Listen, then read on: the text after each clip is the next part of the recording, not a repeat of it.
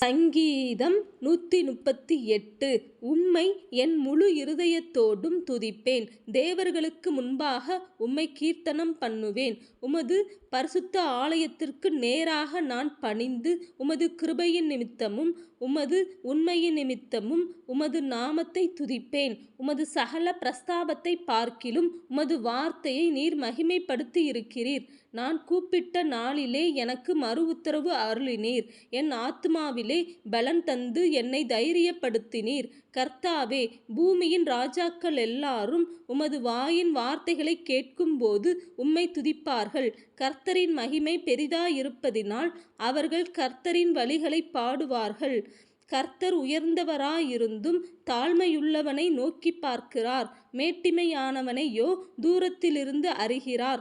நான் துன்பத்தின் நடுவில் நடந்தாலும் நீர் என்னை உயிர்ப்பிப்பீர். என் சத்துருக்களின் கோபத்துக்கு விரோதமாக உமது கையை நீட்டுவீர். உமது வலதுகரம் என்னை இரட்சிக்கும். கர்த்தர் எனக்காக யாவையும் செய்து முடிப்பார். கர்த்தாவே, உமது கிருபை என்றுமுள்ளது. உமது கரத்தின் கிரியைகளை நெகிழவிடாதிருப்பீராக.